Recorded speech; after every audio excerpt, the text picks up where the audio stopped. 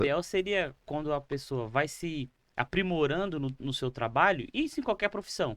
Ele tem que ir reinventando e adquirindo ferramentas, né, no caso, para melhorar. Então, assim, o cara é um montador, é um gesseiro. Ele não pode pensar na ferramenta como um custo, né? Como ele tá jogando Jamais, dinheiro fora. jamais. Porque o fato dele falar assim, ó, igual você citou esse exemplo, ele tem uma parafusadeira comum, tá servindo para ele. Mas ele fala assim, pô, mas eu vou investir numa parafusadeira que é cara. Mas, cara, esse é seu trabalho, né? Essa é a sua profissão, não é o seu hobby, né? O E, hobby é você decide se você quer fazer ou não. O seu trabalho, quanto mais você se profissionalizar, mais longe você vai chegar. e por que investimento? Porque quando você chega na casa de um cliente, é, uma citação aqui simples, mas que as pessoas vão conseguir entender o que nós estamos falando aqui agora. Eu fui numa obra, né, fazer uma medição, né, e quando eu cheguei lá, eu comecei a fazer a medição.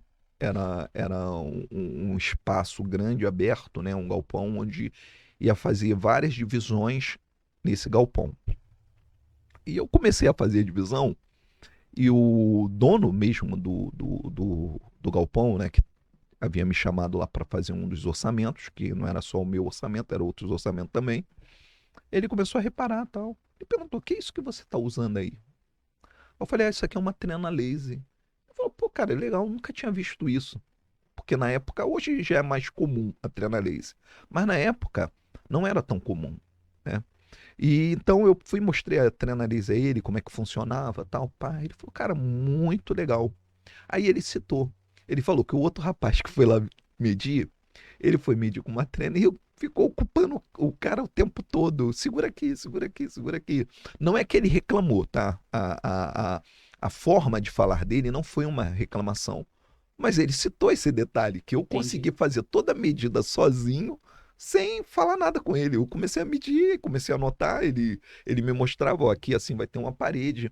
Na verdade, minto, tinha até já alguns desenhos no chão, feito com fita. Em fita. É, colaram fita crepe no Para poder aquela, fazer a marcação. para poder fazer a marcação de até as paredes. Só que não tinha medidas, né?